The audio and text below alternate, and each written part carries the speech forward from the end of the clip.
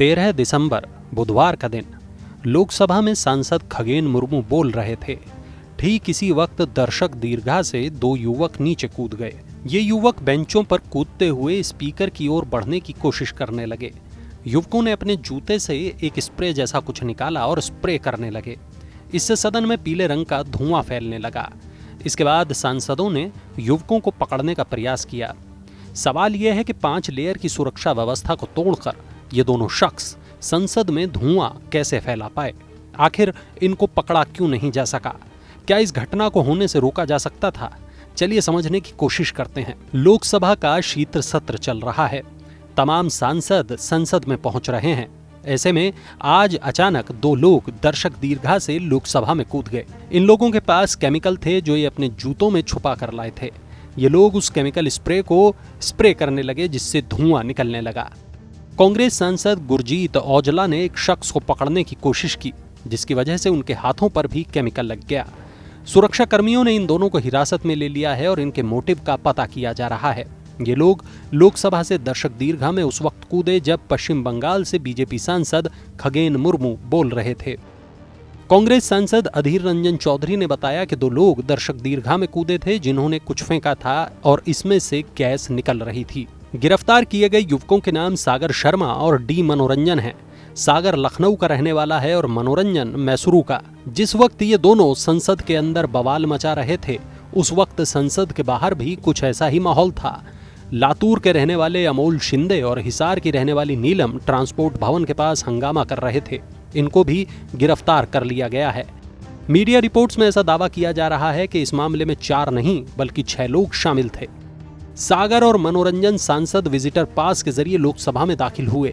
इन लोगों के पास से फोन आदि बरामद नहीं हुआ। इन लोगों का दावा है कि इनका किसी संगठन से कोई ताल्लुक नहीं है। बाकी बचे दोनों आरोपी अभी पुलिस की गिरफ्त से बाहर हैं। ऐसे दावे किए जा रहे हैं कि ये 6 लोग ऑनलाइन एक दूसरे से मिले थे।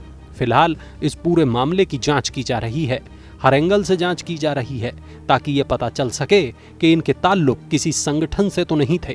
दरअसल संसद की कार्यवाही देखने के लिए देश भर से लोग संसद भवन पहुंचते हैं। दर्शक दीर्घा में बैठकर संसद की कार्यवाही देखी जा सकती है और संसद की कार्यप्रणाली को समझा जा सकता है।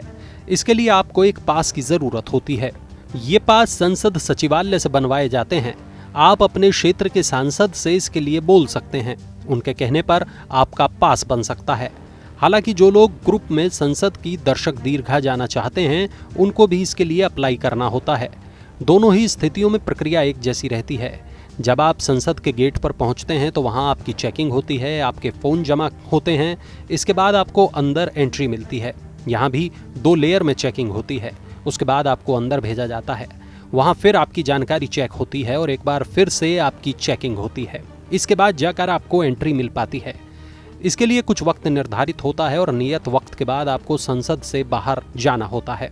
अब ऐसे में सवाल यही है कि इतनी लेयर्स के बाद भी अगर कोई संसद के भीतर केमिकल ला सकता है, स्प्रे ला सकता है, तो फिर सुरक्षा व्यवस्था पर तो सवाल उठने लाजमी हैं। आपको बता दें कि संसद भवन पर साल 2001 में हुए आतंकवादी हमले की आज 22वीं बरसी है। 13 दिसंबर 2001 में आतंकियों ने संसद भवन पर हमला किया था।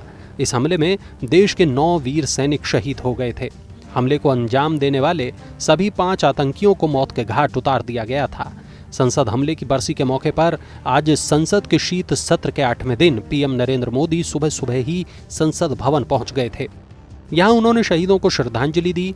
पीएम मोदी के साथ केंद्रीय गृह मंत्री अमित शाह, उपराष्ट्रपति जगदीप धनखड़, लोकसभा स्पीकर ओम बिरला और भाजपा अध्यक्ष जेपी नड्डा भी मौजूद थे। इस मौके पर शहीदों के परिवारजन भी मौजूद थे।